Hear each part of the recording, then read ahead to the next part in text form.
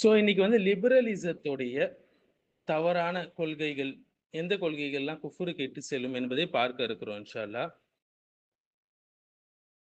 இது தனிநபர் சுதந்திரம், முழுமையான தனிநபர் சுதந்திரம், அப்சல்யூட் இண்டிவிஜுவல் ஃப்ரீடம் என்று சொல்லுவாங்க. ஒவ்வொரு நபரும் தங்கள் விரும்பும் விதத்தில் வாழ முடியும், மற்றவர்களுக்கு சேதம் இல்லாத வரையில என்று சொல்லுவாங்க. ஸோ மதம், பாலியல் வாழ்க்கை, உடை, பேச்சு எல்லாமே தனிநபர் உரிமையாக கருதப்படுது. இதுதான் முழுமையான தனிநபர் சுதந்திரம் என்று சொல்லுவாங்க. இஸ்லாமிய பார்வை என்னன்னா இது சம்பந்தமாக, இஸ்லாம் சுதந்திரத்தை கொடுக்கிறது, ஆனால் அல்லாவின் சட்டங்களுக்குள் மட்டும். இதுதான் முக்கியம். மனிதன் அல்லாஹ்வுடைய அடிமை, அப்து. அவன் கட்டளை, அல்லாஹ்வுடைய கட்டளையை மீற முடியாது. இது குஃப்ரா என்று கேட்டால் ஆமாம். அல்லாஹ்வுடைய கட்டளைகளை பழையவை, தேவையற்றவை, பிற்போக்குத்தனமானவை அல்லது தவறானவை என நம்புவது குஃபுர் ஆகும். உதாரணமாக ஹிஜாப்லாம் தேவையில்ல, ஜினா தெரிந்த ஒப்புதல் உடன்பாடான பாலியல் வந்து தவறு அல்ல என்பதில் வந்து இஸ்லாத்துல இருக்கக்கூடிய விஷயங்களை மறுப்பதாக அது அமைகிறது. ரெண்டாவது கருத்து சுதந்திரம், ஃப்ரீடம் ஆஃப் ஸ்பீச் சொல்லுவாங்க. இதுல பிளாஸ்பேமியும் அடங்கும். அதாவது யார் வேண்டுமானாலும் எதை வேண்டுமானாலும் பேசலாம்.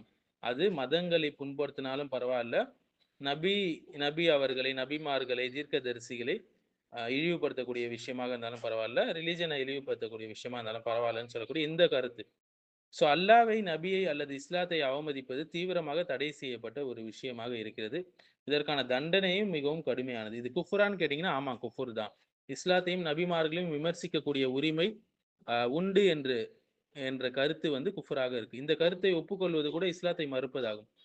அடுத்து மூன்றாவது, இப்போ ஃபேமஸா ட்ரெண்டா போயிட்டு இருக்குது எல்ஜிபிடி கியூ, ஜினா, விபச்சாரங்கள், பார்ன்,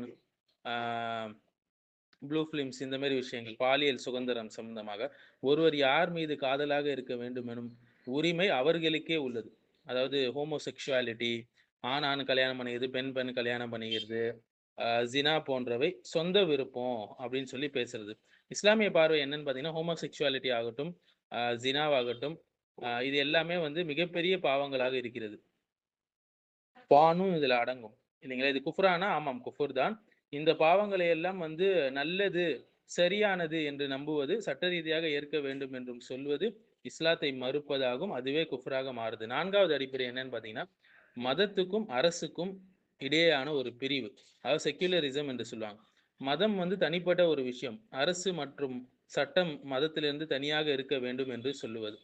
இஸ்லாமிய பார்வை சம்பந்தமா என்னன்னா, இஸ்லாம் என்பது வாழ்க்கையின் முழுமையான முறைமையை தரக்கூடிய ஒரு மார்க்கம். அது மதம் அல்ல, ஒரு மார்க்கம், வாழ்க்கை முறை. அரசியல், சட்டம் எல்லாம் அல்லாவின் கட்டளைப்படி இருக்க வேண்டும். இது குஃப்ரான்னு கேட்டா ஆமாம் இது குஃபுர் தான். சட்டம் இயற்ற மனிதர்களுக்கு மட்டும் உரிமை உள்ளது என்று நம்புவது அல்லது அல்லாவின் சட்டத்தை மீறுவது குஃபுராக கூட ஆகும்.